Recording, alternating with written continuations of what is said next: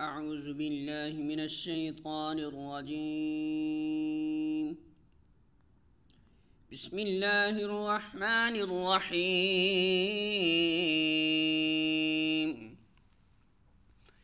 ولا تنكحوا ما نكح آباؤكم من النساء إلا ما قد سلف إنه كان فاحشة ومقتا وساء سبيلا.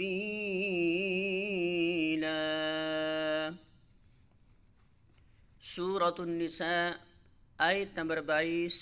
ترجمہ: اور جن عورتوں سے تمہارے باپ نکاح کر چکے ہوں ان سے ہرگز نکاح نہ کرو مگر جو پہلے ہو چکا سو ہو چکا.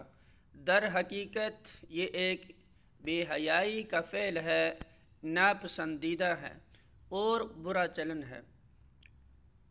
سورۃ النساء حاشیہ نمبر 32. تمدنی اور معاشرتی مسائل میں جاہلیت کے غلط طریقوں کو حرام قرار دیتے ہوئے بالعموم قرآن مجید میں یہ بات ضرور فرمائی جاتی ہے کہ جو ہو چکا سو ہو چکا. اس کے دو مطلب ہیں. ایک یہ کہ بے علمی اور نادانی کے زمانہ میں جو غلطیاں تم لوگ کرتے رہے ہو ان پر گرفت نہیں کی جائے گی بشرطے کہ اب حکم آ جانے کے بعد اپنے طرز عمل کی اصلاح کر لو، اور جو غلط کام ہیں انہیں چھوڑ دو. دوسرے یہ کہ زمانہ سابق کے کسی طریقے کو اب اگر حرام ٹھہرا دیا گیا ہے تو اس سے یہ نتیجہ نکالنا صحیح نہیں ہے کہ پچھلے قانون یا رسم و رواج کے مطابق جو کام پہلے کیے جا چکے ہیں ان کو کالعدم اور ان سے پیدا شدہ نتائج کو ناجائز اور عائد شدہ ذمہ داریوں کو لازماً ساقط بھی کیا جا رہا ہے. مثلاً اگر سوتیلی ماں سے نکاح کو آج حرام کیا گیا ہے تو اس کے معنی یہ نہیں کہ اب تک جتنے لوگوں نے ایسے نکاح کیے تھے ان کی اولاد حرامی قرار دی جا رہی ہے اور اپنے باپوں کے مال میں ان کا حق وراثت ساقط کیا جا رہا ہے. اسی طرح اگر لین دین کے کسی طریقے کو حرام کیا گیا تو اس کا مطلب یہ نہیں کہ پہلے جتنے معاملات اس طریقے پر ہوئے ہیں انہیں بھی کالعدم ٹھہرا دیا گیا اور اب وہ سب دولت جو اس طریقے سے کسی نے کمائی ہو اور اس سے واپس لی جائے یا مال حرام ٹھہرائی جائے گی. سورہ نساء حاشیہ نمبر 33. اسلامی قانون میں یہ فعل فوجداری جرم ہے اور قابل دست اندازی پولیس ہے.